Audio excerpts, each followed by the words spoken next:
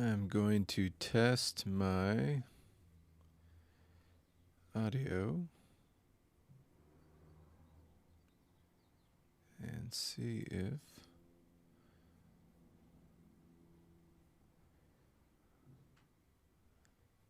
Ah.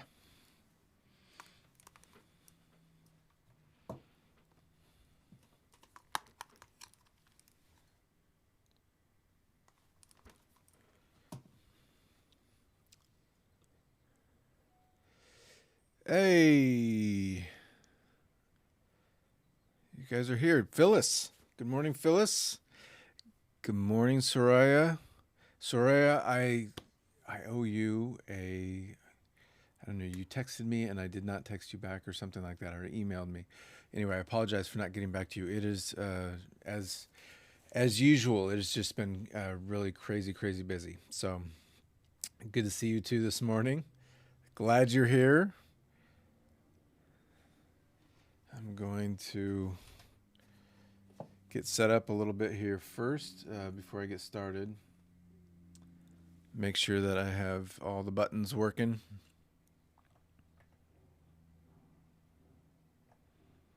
Looks like we're good.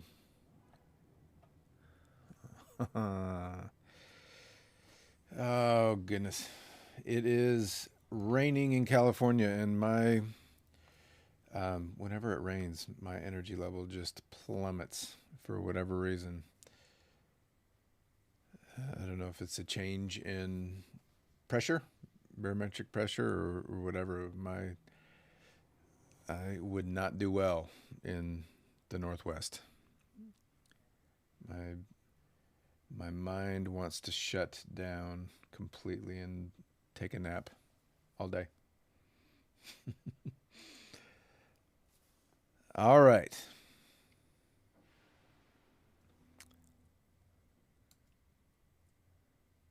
I think I'm good to go.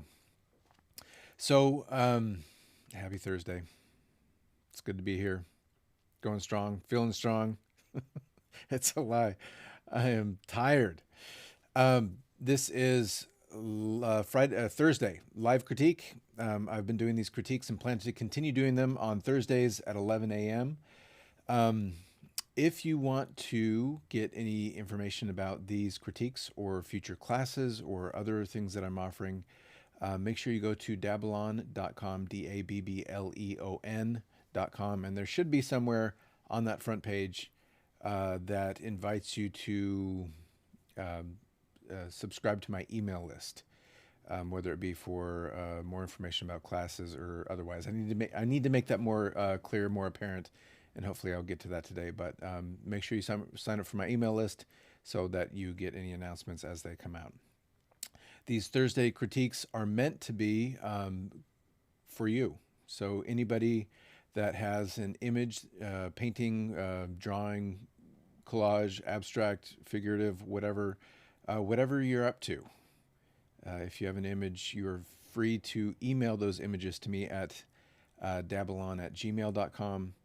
And this is a time on Thursdays at 11 a.m. when I'll do critiques. So if you have an image that you'd like me to critique, whoever you are, wherever you are, I would love to take a look at what you're doing and talk about it here on this broadcast. That being said, the ideal is that these are works either currently in progress or recently finished so that we can all be inspired by, just knowing that this is work that's happening now. I think there's a lot of energy potentially and a lot of inspiration that can be drawn from that. Today, I was thinking about what I would like to talk about today. In the past, I've talked about or gone over some artists, some well-known artists, and what we can learn from them. Renoir, Degas, and oh goodness, who else did I do? It's slipping my mind right now. What I would like to do today is get back to kind of a more straightforward critique of art making. I was looking at Instagram, as I often do, and I just typed in a search for the hashtag drawing.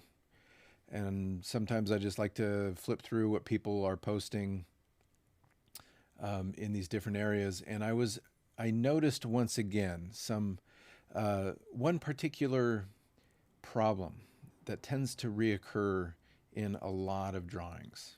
And this is across the board from beginner all the way through to experienced artist. Um, and as I was thinking about this particular problem, and I'll discuss that in just a second, I got to thinking about why it might be that that is such a pervasive and recurring problem. So, the way that I would like to frame what I have to say today, or this critique today, I would like to tell you why I think the problem happens, why this is a problem, and then I'm going to tell you what the problem is. So I'm going to give you a little bit of a build up here, a little bit of a framing before I get into what exactly the problem is. So let me switch over to my computer screen here, and I want to walk you through just kind of the standard approach to learning how to draw, right? So when we're learning how to draw, or whether it be something that we're taught, or just as we start playing around with it, outside of any kind of classroom context, when we're learning how to draw, we typically start by representing things in terms of their contour lines. So, for example, if I were to draw an apple, I'm not very good at drawing on the Wacom tablet, but I will do my best here. So, if I were to draw an apple, something like that, I would define it by drawing these contour lines, the lines that define its edge, whatever that edge that separates it from everything that's not the apple, right? Or if I were drawing a face, maybe let me just do a kind of circle here. If I were drawing a face, I would define the features on the face by their contours. Oh, so lovely face. So I would find the main features of whatever it was that I was drawing, and I would define them by drawing basically a representation of their outline, right? So that would be a common approach to learning how to draw, right? Kind of a first step. Then typically what we would start to do shortly after that is start to try to add a sense of three-dimensionality, right? So how do we do that? We do that with shading, right? That's what it's commonly called. So I start to kind of, maybe with lines or with smudges, start to kind of represent shadows. So that's kind of a step in from just defining things by line. I'm trying to add a little bit of three dimension by adding these shadows, right? Or maybe I notice that there's kind of a core shadow that comes down in the middle of the apple here, and I'm going to do some cross-hatching here. That gets really dark kind of here in the middle of the apple, and then it gets lighter again, and then down at the bottom where it meets the table, there's this really dark shadow, right? So something like that. So we go from thinking of these objects that we're representing or that we're drawing in terms of a contour line or defining their outline, and then start trying to add to that line the sense of shading or three dimension, right? How light is interacting with that object in space. So let's look at what that might look like. I'm going to show you a bunch of drawings that I pulled from Instagram. These are all images that I was looking at and having these thoughts as I was looking at these things. And let me turn off my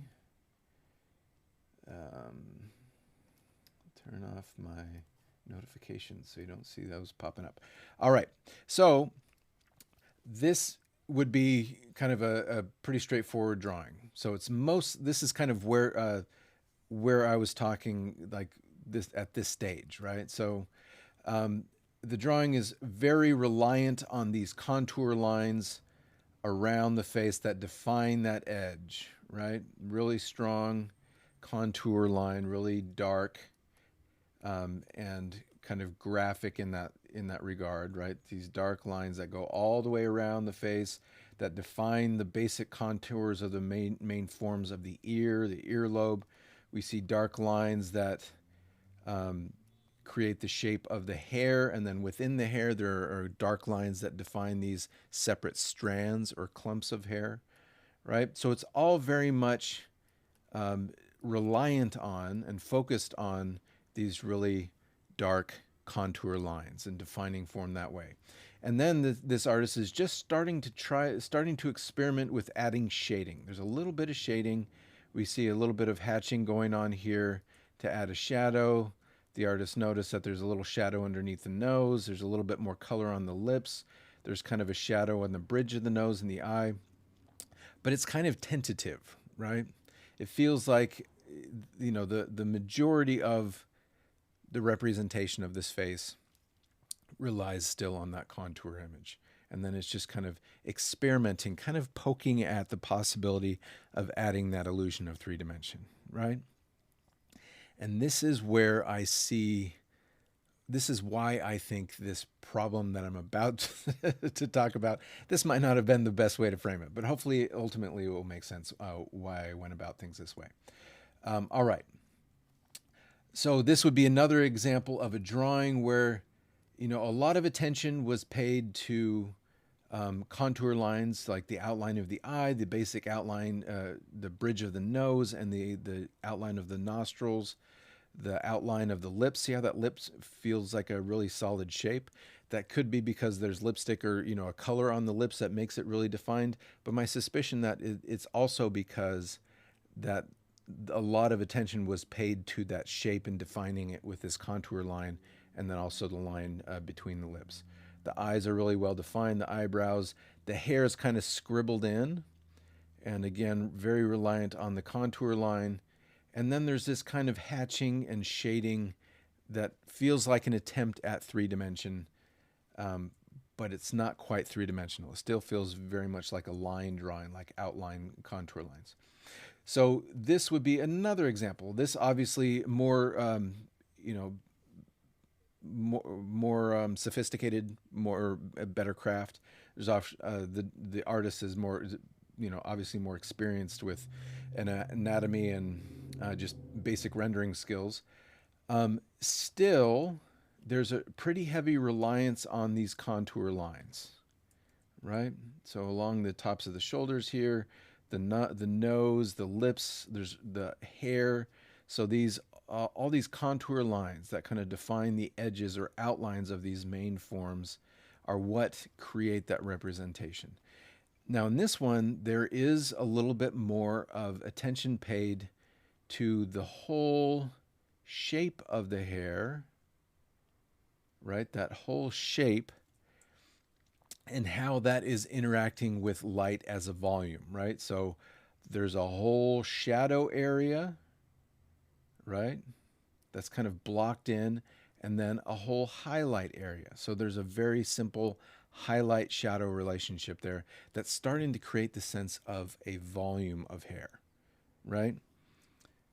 And that is what I'm trying to get at here, is volume.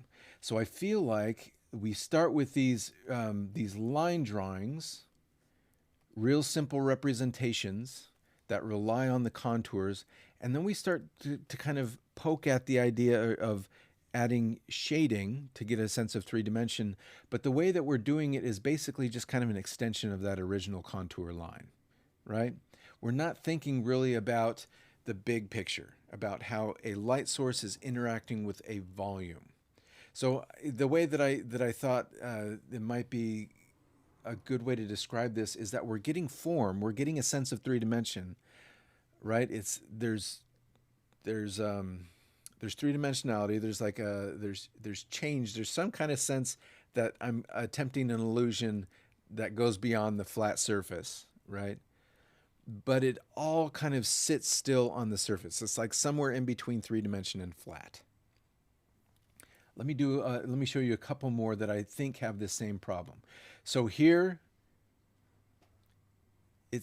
there's an attempt, there's some shading there, right? There's some sense that the cheeks are rounded, the lips are rounded, the nose is rounded, it has shadows on both sides.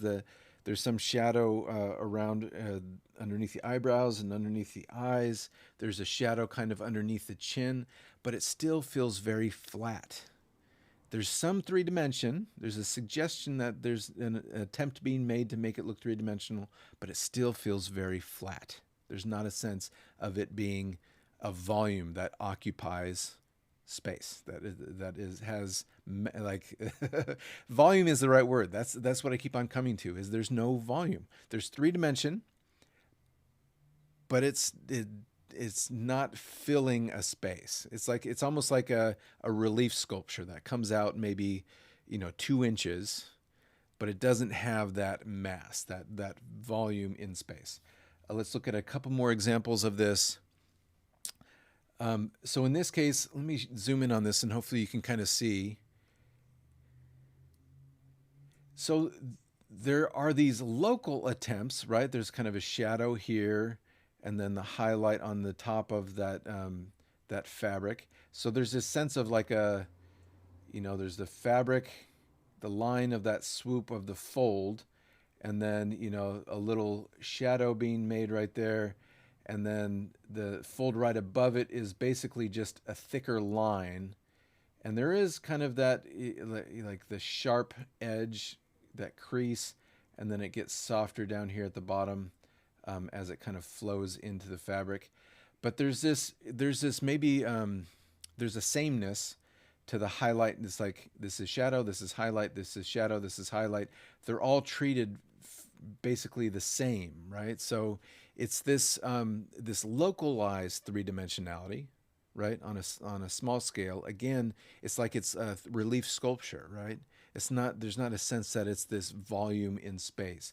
And all of the shadows on all the folds are the same darkness. All the highlights are the same lightness.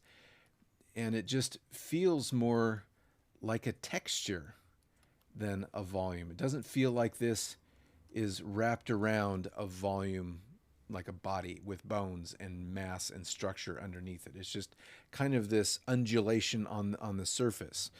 And I'm going to talk a little bit about why that might be, but same thing happening here. There is a sense of three dimension. There are folds, there's highlights and shadows, but there's not the sense of volume. There's form, there's three-dimensionality, but there's a lack of volume. There's a lack, again, of kind of it occupying space. And I would say that this is a little bit better, but the same problem is there. There's three-dimensionality, there's highlights and shadows, but it's missing a sense of volume. Let's look at a couple more. So you look at this and you see the forehead here. I'm going to zoom in on the forehead a little bit more. And it's just kind of smudgy. Like it feels like it's almost like they're not highlights and shadows. It's almost like there's just kind of smudgy dirt on her forehead. I mean, you look at it and you think you don't feel like she's trying to represent a girl that has smudges on her face, but that's just kind of what they come across as. There's not a real sense that these dark marks here are sitting or trying to define a volume, a three-dimensional mass, right, in space. They read as just more kind of superficial smudges. And this is something that you see a lot. And then I wanted to look at this one because I thought it's obviously a little bit, the artist looks like they might be a bit more accomplished, have a little bit more experience rendering, but the problem's still there. It's a little bit better than this. It doesn't feel like the highlights and shadows are smudges. It feels like they're three-dimension, but there's a flatness across the whole thing that it feels like it all just kind of sits on the surface and maybe comes out like 2 inches, but there's no real, volume of a body and a head and a skull that goes beyond that. It sits all very much on the surface. So again, I think the way I want to define this problem that all of these have, and it's only a problem if if it's a problem, right? I mean, maybe you like it as is, but I think it's something that people they want their drawing to feel lifelike. They want it to feel three dimensional. They want there to be a sense of volume, but they're too focused in, or maybe they're addressing too small of an area, right? And I think again the reason I started in framing it this way to begin with is I think it's because we start with contour lines when we're drawing. We think in terms of these outlines, and then we kind of take a step in from that and basically just make those contour lines a little bit wider as we kind of fill in a shadow along the edge, right? So we're kind of approximating three dimension and experimenting with it, but then we end up just kind of basically adding this same highlight, shadow, light and dark across all the three-dimensional objects in the space. So the shadow on the cheek is the same as the shadow on the nose, is the same as the shadow underneath the eye, is the same as the shadow on the chin, right? So everything's kind of sits in this very narrow range of light and dark, and therefore it just feels like it all kind of undulates on a very shallow surface, like a relief sculpture, just barely coming out of that two-dimensional plane, when really what we want is a sense that it's the illusion that it's a volume that occupies, a naturalistic sense of space. Like this is a person with a body in a three-dimensional world, right? So let's talk a little bit about how to get beyond that, or what needs to happen. So to do that, what I wanted to do here is let's take this one, for example. I think I might be able to, this might be the easiest one to approach or make an example of here. So what I'm going to do is take my brush and basically, again, I'm not going to be very great at drawing on the Wacom tablet. I'm going to have to set up the iPad. iPad's a little bit easier for me to draw, and I don't have as... I used to be pretty good on Wacom tablet, but I've lost the control. It gets pretty squirrely on me using the stylus on the Wacom tablet. All right, so what I'm going to do is I just basically outlined her head. Not a very excellent outline there, but let's evaluate a little bit what's going on in the head. So we've got some indication where the light source is coming from.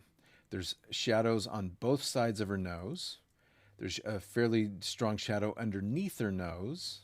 There's a shadow as these creases go back behind the eye, right? So because the shadow is the same on both sides of the nose, that tells me that the light source is probably coming from directly in front of her, right? Because there's a shadow underneath her nose and there's a bit of a shadow underneath her chin, that tells me that the light source is a little bit up. So it's straight in front of her and a little bit up. All right, so let's talk about how we can create the sense of a volume. And to do that, first I'm just going to fill this whole, this whole shape with a kind of a mid-gray. And let me show you why I'm doing this. Let's look here. The shadows, they do get dark kind of in the nostrils, on the lips, in the eyes, and these features.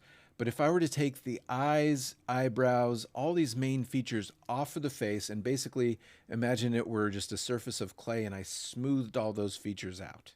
I took away all the nose, the teeth, the eyes, everything, and just wiped it out. So it was just this...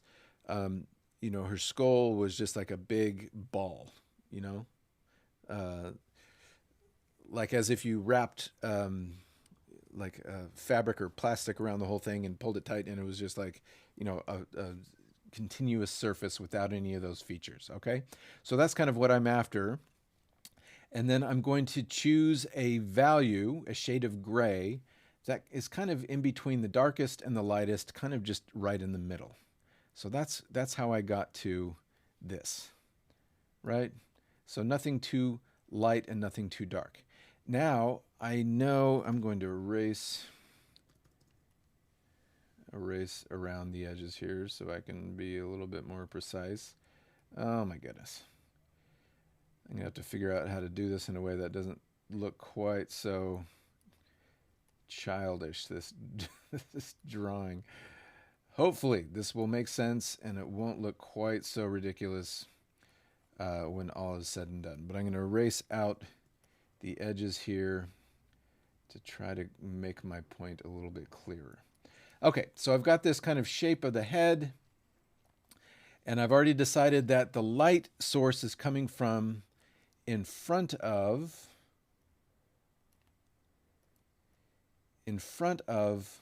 her head and a little bit up. So down and in front, maybe at kind of like a 45. My light source is a little bit higher than hers. Like, I can't really tell, but if there's a shadow underneath my nose, there should be a shadow underneath my nose, and the light is probably hitting this side of my face mostly because the light is coming from above and to the left, my left, right? Okay, but her light source is coming from above and to the front. So what I'm going to do, let me soften that brush a bit.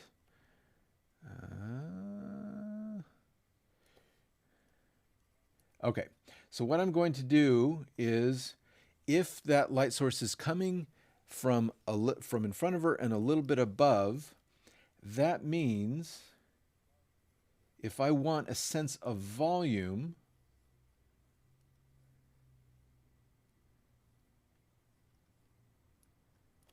remember, imagine this is just like a ball. All those features are gone. If I want the sense that this is a volume with the light source coming from in front of and a little bit above,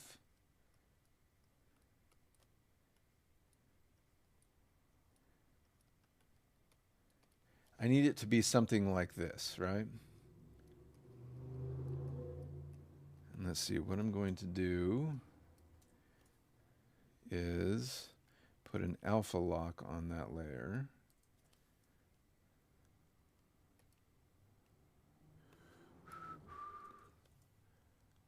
No, that's not working for me.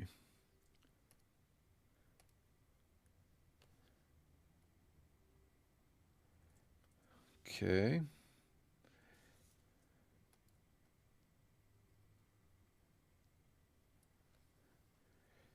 So I'm going to have my lightest area up here at the top, and it's going to get gradually darker as it gets further away from that light source, right? So down here at the bottom, it needs to be, let me make that all.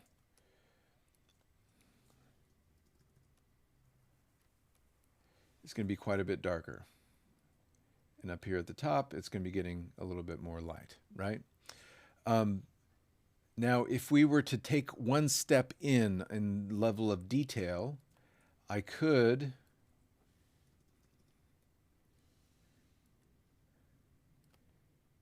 push in the eye sockets, right?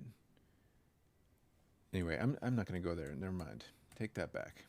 So this is kind of what I'm missing. I'm missing from this drawing, I'm missing that sense of it being a big ball that's a volume in space. So let me see if I can do this.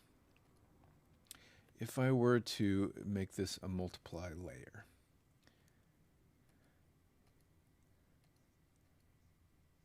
So do you see how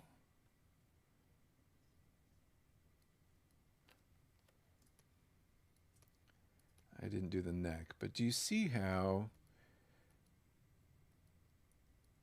when I darken down here at the bottom and it stays light up here, it's starting to feel more three-dimensional. It's starting to feel more like a volume and not just kind of a relief sculpture coming out a little bit from the surface, like a 2.5D, right? There's more volume because I'm addressing the three-dimensionality at a much larger scale, right? So similarly,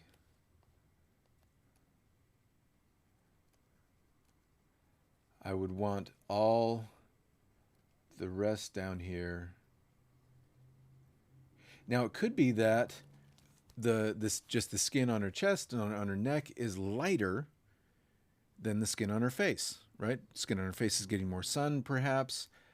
We don't know. So that could be the case, but still, there generally should be this overall light relationship where light is hitting this volume up here at the top and then gradually falling off as it goes down, right? Um, so underneath the neck is going to be darker, especially if there's a cast shadow. I'm trying to...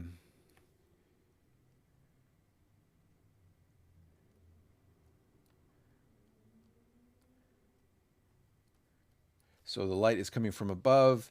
There's going to be a cast shadow under here on the neck, under the clavicles right there, especially over on this. Oh, no, no, no. That's me, not the drawing. Okay. So I'm going to turn that off and on. So off, on, off, off, on. Do you see how she's starting to feel more like a volume instead of just kind of this undulating, very two-dimensional, or kind of barely three-dimensional? She's more three-dimensional. See, I've had a hard time kind of expressing this idea for a very long time, which I think is why I'm trying to attempt it here today. So let's look up at the hair now. I've addressed the face, but up at the hair we have a similar problem where there's a lot of individual strands of hair. There's a nice hair texture, and it starts to get a little bit lighter up here at the top, but perhaps not enough to, again, accentuate or represent this larger volume that's happening. And if we have that light source coming from above and in front of the top of her head, let's see, I'm going to redo that. The top of her head would be getting more light and would be generally lighter, right? So do you see how that was a fairly subtle difference? But again, the temptation is to go to too small of a scale rather than addressing how light is interacting not with individual strands of hair or clumps of hair, but with the hair as a volume, as a whole shape. That hair is underneath the hair is a big ball, the skull, right?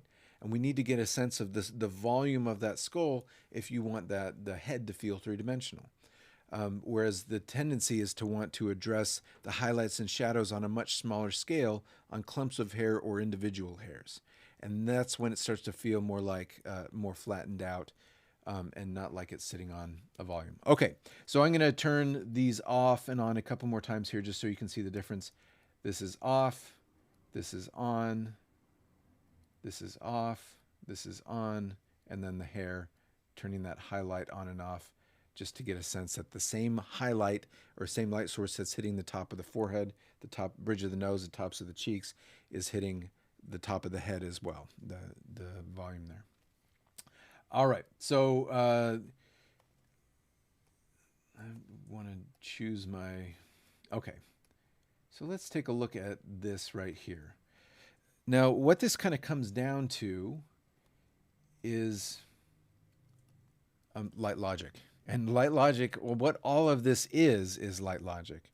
Light logic is something that I've talked about at length in previous weeks. And I'm sneaking it in yet again on you here. But again, the hope was that by taking a different angle, a different approach on this, that maybe it would make more sense. And again, my attempt here was to explain why this might be, why this happens, in hopes that then we can figure out a solution so that it doesn't happen, or that we can get around just the mechanics of why it happens. Okay, so let's look at these drapes, this fabric. So the reason this all feels like a texture, like a mass, like an undulation, instead of like fabric that is sitting on top of a body is because it's all the same. The artist is addressing this three-dimensionality on too small of a scale. So instead of thinking of this as a drape, as a piece of fabric that's wrapped around a three-dimensional body, the artist is looking at too small a scale and just looking at these folds in the fabric and saying, okay, there's a highlight on the fold right there, there's a shadow right there, and just kind of repeating that same pattern across all of the fabric. So what ends up happening is that everything looks the same, right? It's three-dimensional, but it's that relief sculpture that only comes out, 2 inches off the surface instead of feeling like it's wrapped around the volume of a body. So how can we fix that? Well, let's go back and again identify where the light source is coming from. I've got some indications here. I've got highlights and shadows that tell me that this, and the drapery, there's a highlight on top and a shadow, but then it looks like there might be kind of reflected light or bouncing light. But my guess is that it's a fairly ambient light source. Looks to me like it's coming from, oh man, see, there's contradictions all over the place here in terms of where the light source is coming from. And it could be that there's multiple light sources and some that are directional, like an intense light coming from a window, and some that are more ambient, like from ceiling lights that are spread out over a distance. But we do have some indications. So we have a highlight on the top of the head. I'm going to say that I think the primary light source is kind of an ambient light source that is coming from above, and perhaps there's two. I think there's probably one light source coming in from the left. Let me grab a dark color here so you can see what I'm doing. So I think there's probably one light source coming in from the left. See this highlight on the top of the hand right there, and also this highlight on the side of the shoulder, and also this highlight on the side of the face. But then we have this kind of secondary, softer ambient light source that seems to be coming in from top right. That's kind of hitting the head right there. That's hitting the back right there. See these highlights right there? And then you've got the shadow on the other side. So we probably have one strong directional light source coming in from my left, from the side, and then another kind of ambient light source coming in from my right top. Right? That's what I'm guessing at, just based on clues that are being given. So if that's the case, then I've got my strong light source coming in from the right, from the left. All my values, all my highlights are going, looks like she's got light skin. It gets to be almost white here, right? We see almost no difference between the white paper and the white of the highlight. That means everything else on her back, no matter what, this is the strongest light source. She's got light skin. Everything else has to be darker than that, or it's not going to feel like a volume, right? Because the way we see volume, just like the way we see it on a small scale, right, with those individual folds, is value relationships, light and dark relationships. It's all about how light interacts with these with these volumes in space. So if our strongest light source is hitting our lightest, surface, the skin, for that to feel like it is interacting with light believably, for that to make sense, everything else has to be darker. But look at what's actually happening. This right here, this thing this spot which should be the lightest light, this highlights the same value, this highlights the same value, these highlights on the folds are the same value, same light. These folds down here, as we get further away from both of our light sources, down here at the bottom of the folds, or the top highlights on the folds, they're all the same value, right? That's why we get this undulation where everything feels like it's more of like this surface that's all the highlights are equidistant from the light. So it feels like a two-dimensional surface that's just gently three-dimensional, that's kind of protruding a little bit, instead of it feeling like it's wrapped around a volume. So how do we fix that? Well, I'm going to decrease the flow and opacity of my brush. And we need, first step would be to make everything that is not getting hit by that strongest light source, everything's got to go darker, right? All my highlights have to be darker than the face and these highlights right there. And my suspicion is that this shirt is a bit darker than the face. It looks like, just based on the darkness of the shadow, that the shirt is probably a darker value than the skin, right? So if all of these are darker, now it's telling me, okay, the strongest light source is hitting this light value surface. And as it gets further away from that strong light source, it's getting darker, and that's what tells me 3-dimension. Then I have this secondary light source again coming from top right that's hitting these folds. And as it gets further away from the light source, which is coming from above, as it gets further away, it's going to get darker and darker. So these folds down here at the bottom, the highlights on those folds have to get darker than the highlights on the folds up at the top, because they're getting further away from the light source. And we know the further away that it gets from the light source, the darker it's going to be. I'm going to try using a multiply layer here to kind of clarify that. All right. So now those folds are starting to feel a little bit more three-dimensional. They feel, instead of just like this undulation on the surface, they're starting to feel like they're wrapped around this body, this volume, right? And I'm going to now just take a white, a lighter value, and try to lighten up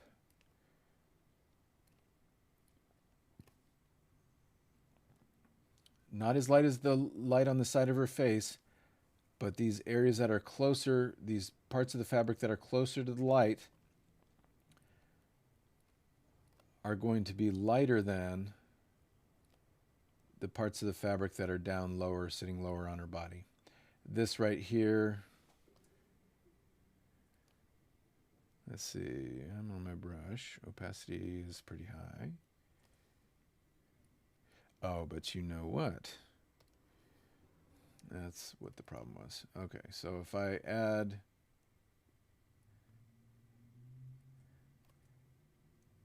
these highlights right here up toward the top, I'm trying to not get them to be as, oops.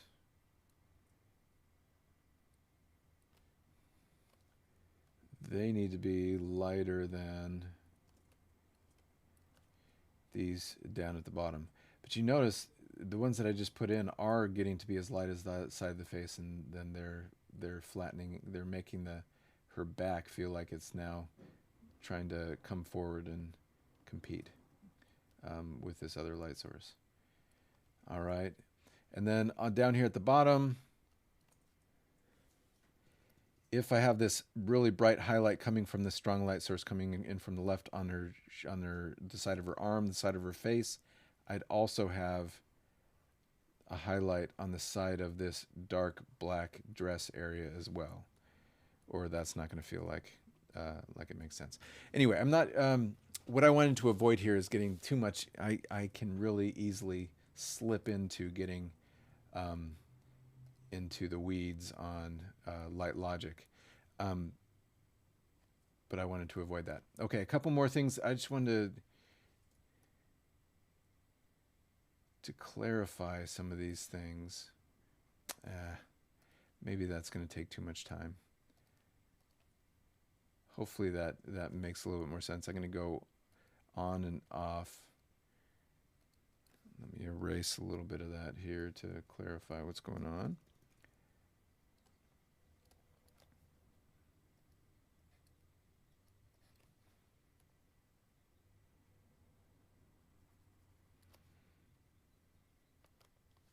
Okay, so this is turning what I just did off, turning it back on, off, on, and hopefully, whoops, let me turn the drawing off. Hopefully you can see how that affects that sense of volume. One more time, off and back on, off and on. All right, so very quickly, I'm not. I've been going at it a long time here. Let me do a couple more things here. So on this one, I'm going to go through and just use the dodge tool, which will make things lighter. And I'm just going to try to take away some of those smudges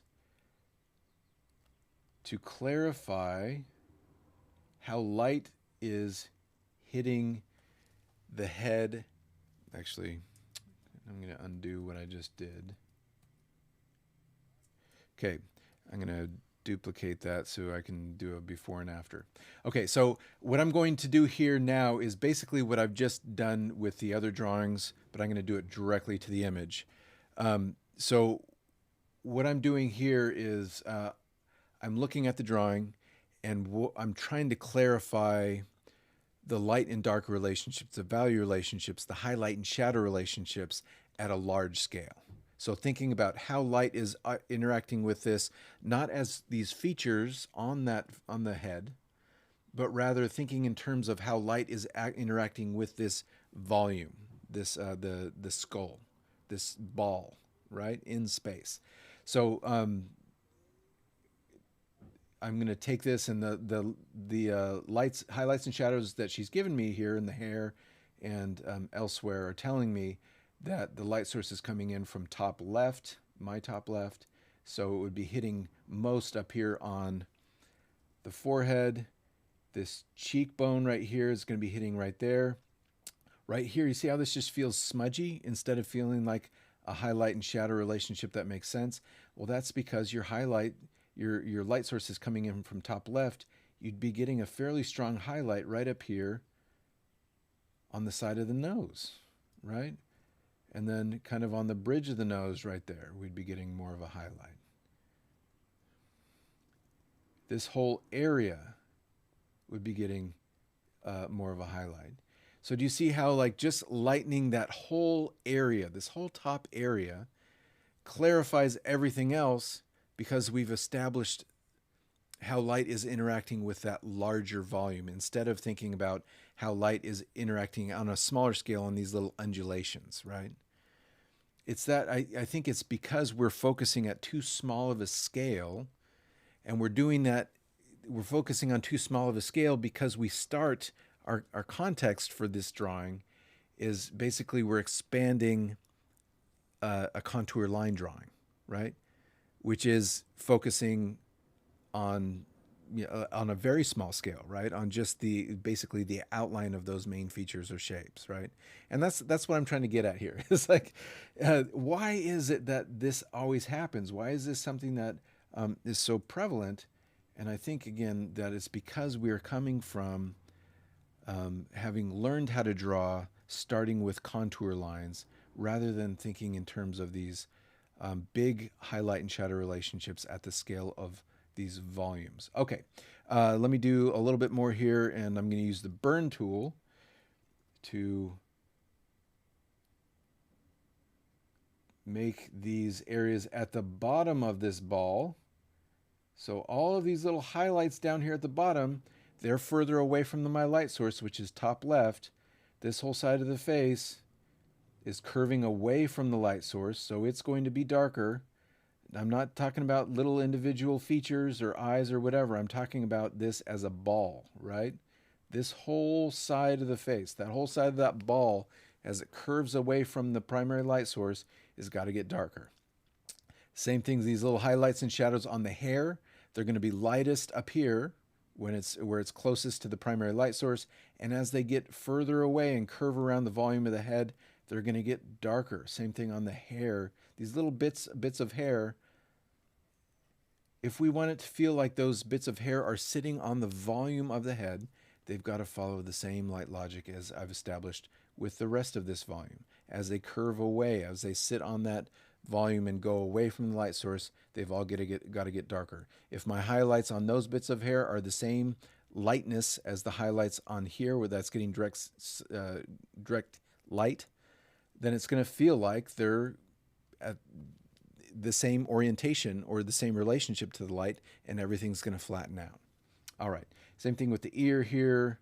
It's got to get darker as it gets further down away from the light, and as it kind of goes behind the hair. And let me just do a before and after on this. Do you see how flat and smudgy and lumpy that feels without that?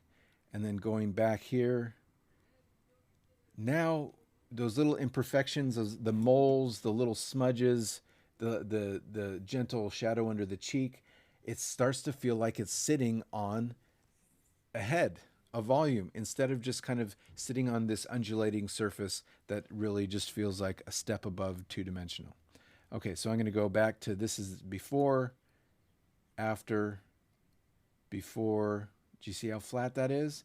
Again, there's a sense of three-dimensionality. There's a sense of shading, right? This thing that the term we use to indicate like an illusion of three dimension, but it feels more like superficial smudges instead of feeling like it's representing volume or trying to create the illusion of volume in space. So that's before. This is after, before, after.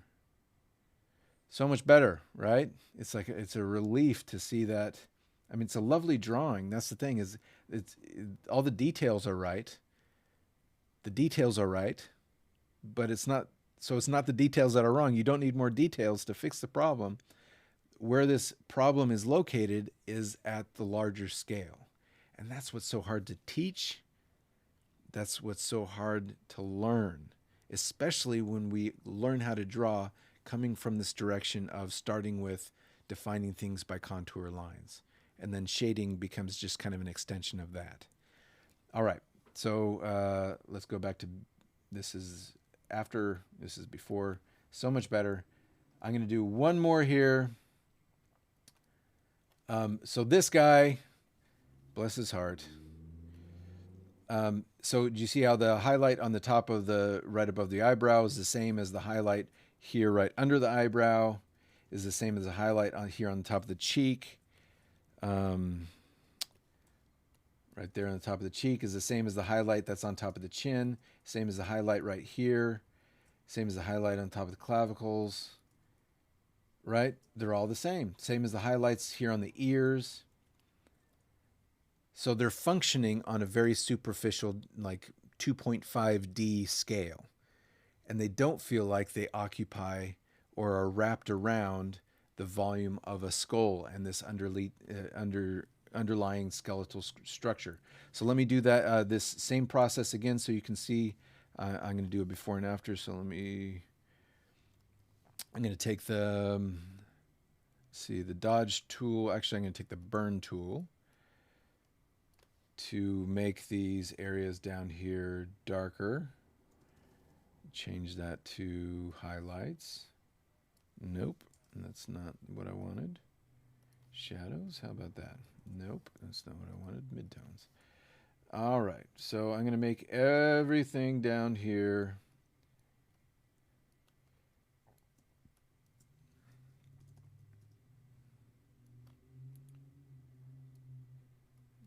darker, right? The light source is coming from above to the right.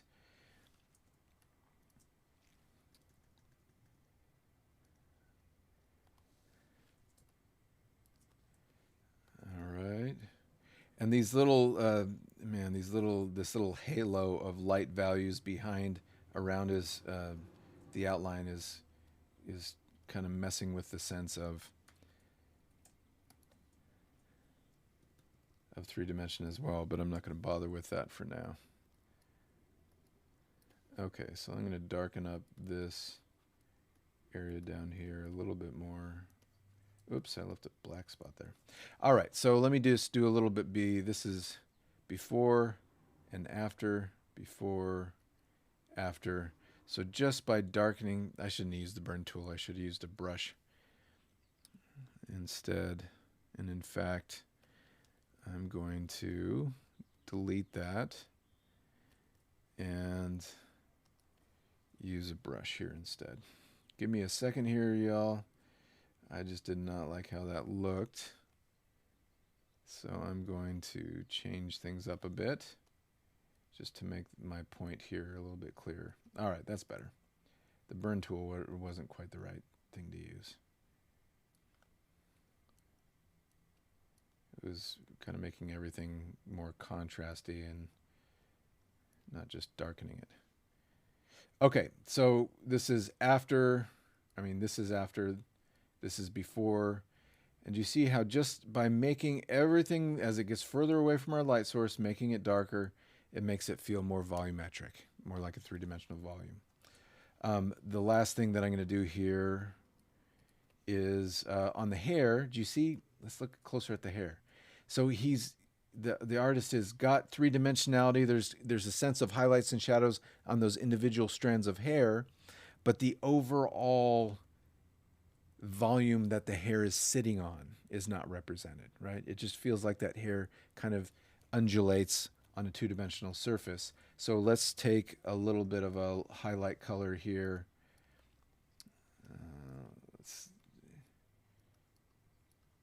And address, like if I've got my light source coming in from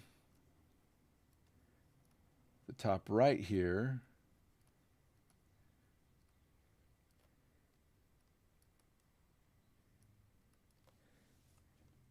right? The same light that's hitting the top, this top right of the forehead and the cheek would be hitting the hair too as a volume, not as individual strands, but as an overall volume. Do you see how that starts to feel more three-dimensional? More like instead of little strands of hair, individual strands of hair, it feels like it's like hair sitting on top of an underlying volume. That's what we're after. That's what's going to make it feel more three-dimensional. So let me give you a before and after on that hair. After, before, after, before. I went lighter probably than you would need to.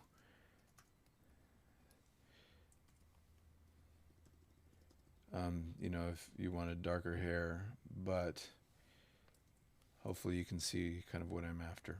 It's that volume that I'm after. All right. So this is after, this is before, trying to get at that volume. And then on the hair, there's a before and after. Okay. I'm going to actually duplicate that and combine these, and let's do it before and after. Okay, there we go. There's the before and after this sexy looking dude. So getting more volumetric there. Okay, so I have talked about this way longer perhaps than it deserves. So thanks for hanging in there on this exploration. So a lot of times as an art teacher, it can be kind of difficult to communicate exactly what the problem is. And so I also like the idea that these Thursdays are, it's also me just trying to figure out how to explain things better. So thanks for hanging in with me on that idea today. Hopefully it made some sense to you and was helpful in some way. So I guess the takeaway, right, is that, like, how do we fix this problem? There are a lot of different ways to draw that are not defining shapes and forms by drawing a dark line around the contour. Actually, you know what? Real quick before I am done for the day, I wanted to show you two drawings that I found that were actually excellent examples of light logic and clarity and getting the sense of volume. This one I thought was a good example because it has that sense of volume. The light logic is working, but then it has this really dark contour line right there along the side of the face. And I'm sure that was done just to create more contrast there and to really make the face feel like it's popping out. But I think it is counterproductive in this case. I wish that was not nearly so strong because it totally distracts from all this delicate mark making and all this delicate highlight and shadow that's happening inside the face. We would have gotten that strong focus just from the high contrast in the eyes And I think that line is just more distracting than anything. But this kind of is an encapsulation of the problem, where instead of using highlight and shadow to create this sense of volume and three dimension, we're using a really dark contour line to define that edge and to define the shape rather than just using value. And then this one I thought was a really does everything right. We've got all the detail. The detail's great, but perhaps more importantly for what I was talking about today, the volume is there, right? The sense that all these details sit on and conform to a three-dimensional volume. That is the kind of ball of the head. All right, so that's it. I'm done. If you would like your work critiqued, this was more lesson than critique today. Hopefully it was instructive. If you would like your work critiqued, I would love to see what you're up to. Send me images at Gmail. Send me images at Dabbleon, DABBLEON, at gmail.com. If you could send them to me, the sooner you send them, the better, so I can kind of get myself prepared and put together, just gather my thoughts before I get here live. If you are interested in classes or critique groups, I've got some news coming up, hopefully very soon, about both of those things, future workshops and classes and future opportunities for in-person or private critiques, as well as critique groups. So make sure you join my email list for those, or reach out to me if you're interested in those types of things. And then I believe that is it. Oh, resin class. I don't really have anything to say other than it's going great. Really enjoying the resin class that's happening right now, and look forward, hope to be offering it again sometime this year, because it has been a ton of fun, and we're seeing a lot of great results coming from it. All right, that's it for today, y'all. Have a happy Thursday. Those of you that are in Southern California with me, hang in there. We're delicate souls, unable to deal with changes in weather, but we'll get through this together. The sun will return. I was complaining earlier, if you weren't here, about the rain and the cold and just feeling sluggish. Anyway, that's all. I'm going to stick around for just a little bit and take a look at the Facebook group. But that is it for today, and we'll talk to you later.